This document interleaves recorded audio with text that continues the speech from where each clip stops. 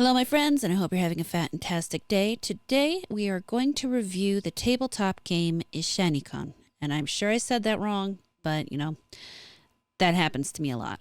Now, this is a tabletop D20 or standard dice game that has no particular world bound to it. It's really just a set of rules that you can apply to your own game. It can fit basically anything you can think of. As you can see here, the creator has classical fantasy, cosmic horror, detective games. You could easily fit it to sci-fi. It's really just a set of rules that you can apply to your story.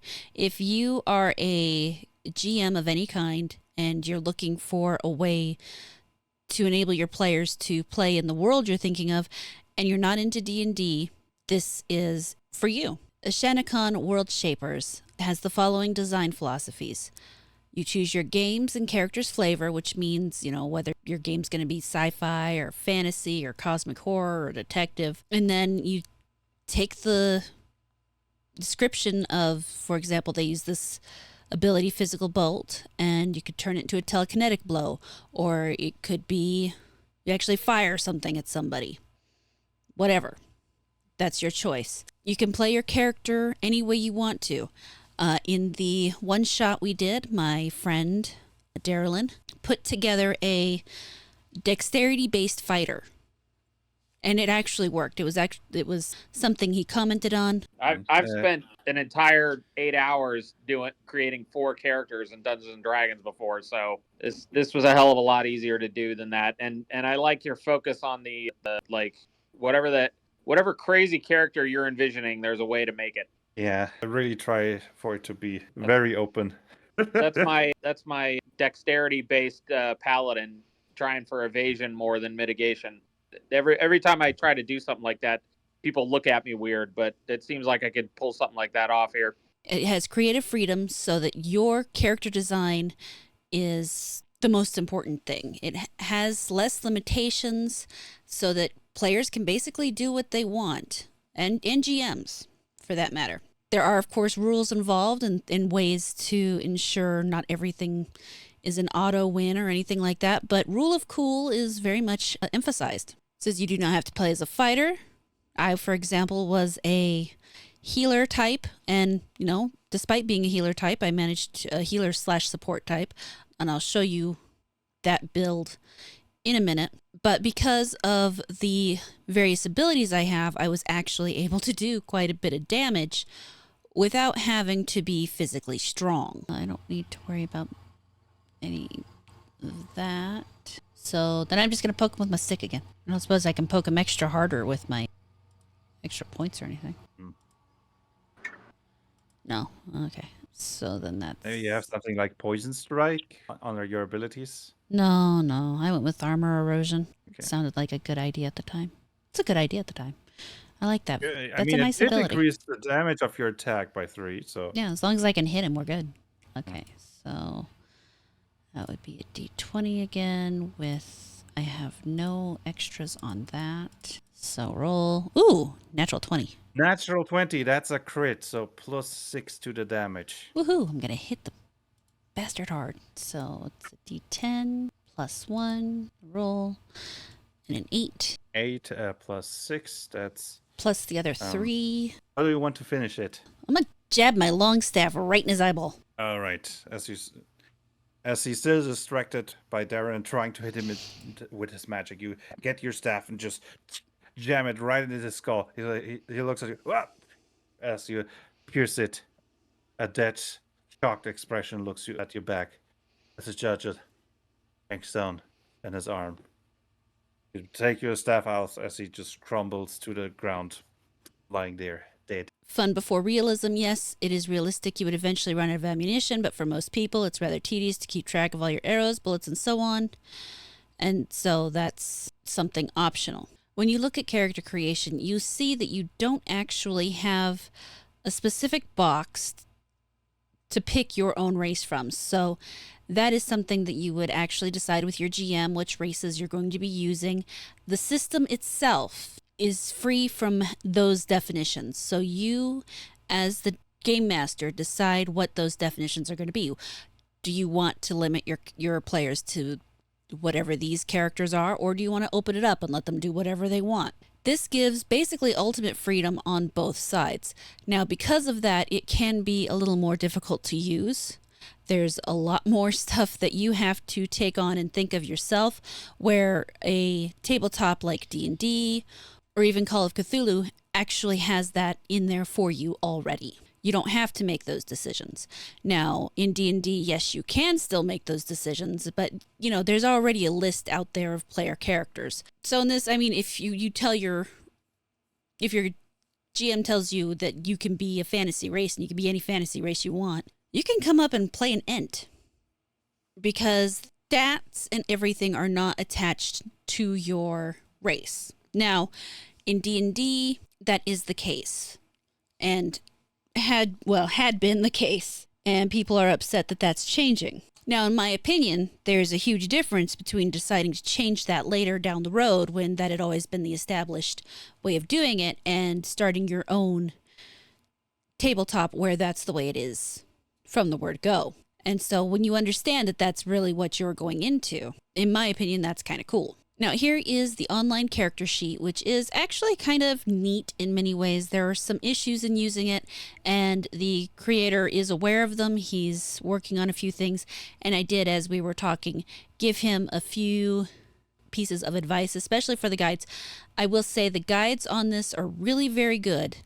There were just a couple little things that do need to be tweaked, but he's very responsive to suggestions and critique, so that's nice. And this is an ongoing thing. You have to remember, this is also, again, a 100% free thing. Anybody can just come onto this website, use this, and he doesn't actually expect anything from you. He just wants people to be able to game in the way they want to game. So when you are creating your character, you first pick your archetype, and there are a few different ones: bulwark, creative, cunning, demolition, mental, nature, reality, technology, unarmed, and war. I went with cunning because, let's face it, I like to be a sneaky person. Then under cunning, there are, of course, sub-archetypes. You have an agent, ambusher, expert, exploiter, field medic, financier, professional, rogue, scout, shadow, sniper, specialist, spell knife, swashbuckler, wanderer, and I went with the field medic. As you see here, the field medic focuses on post-combat recovery and ability-less healing. Support character, complexity of 2. Everything on the site is labeled with a complexity number.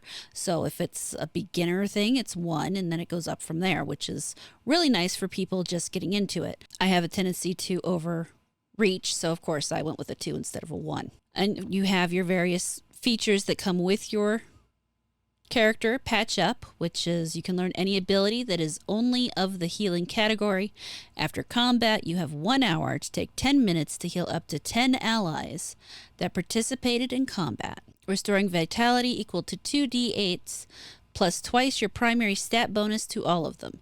You need to be within 1 meter of such an ally for 1 minute during those 10 minutes to heal them, and so on and so forth. So some interesting healing skills. Then you set what you consider to be your primary, secondary, and evasion stat. In this case, because, I'm a field medic, I figured dexterity would be good. Instinct, and then intelligence for the evasion stat, because I figured my intelligence would be high. You get a point buy to distribute your points. And of course, how you do that determines your various stats and how you can level things. And this is really just a quick blow through. I do recommend, if you're interested, that you take a look at the beginner introduction here.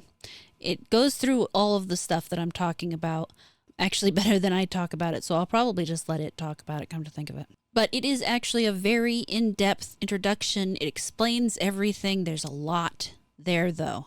I definitely recommend that if you do choose to use it, that you take your time and go slowly. It's going to take some adjustment. It really kind of boggled me when I was creating my character and I didn't have a list, for example, of languages to pick my character's languages from. I'm used to having, that limited list, but at this point he basically said, just pick whatever you want. And so it's like, okay, I guess.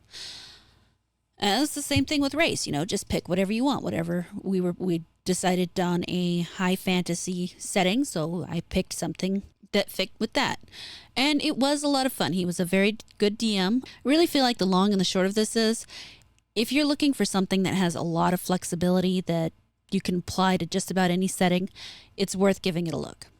It absolutely is. It has a lot of promise. It is a tool to be used to help you tell a story with your adventurers. It is not a rigid structure to build off of. So if you are not somebody who handles a lot of creative freedom very well, this isn't going to work for you. But if you are someone who already has a bunch of ideas and you don't want to spend the time forcing D&D or Pathfinder or whatever other system to work, then this is something to check out. I did ask the creator himself a few questions regarding his creation. And we'll end the video on that. If you could, when you think about how people are going to use this, how you imagine people will use it going forward? I know it's a little bit insane, but I am trying to make this the everything system. So I'm making it beginner friendly with the complexity 1 and the beginner tag, but also allowing power gamers using it. I am currently working on different modules to make it also beginner friendly for GMs, giving them guides. And it's really, I'm trying, also something that motivates me is trying to lower the barrier of entry for people to the hobby. Because I remember when I wanted to start and then I saw the prices of Dungeons and Dragons. And I was like, this is very expensive. And first of all, I didn't want to pay that. And of course, nowadays, I know that there are many other tabletop RPGs that are far more affordable. Mhm. So that's, something that motivated me. In many ways, it's a reaction to Dungeons and Dragons and Wizards of the Coast. They have the open gaming license scandal. I'm making it common creatives license so that everybody can use it. They have toxic monetization. I'm offering it for free.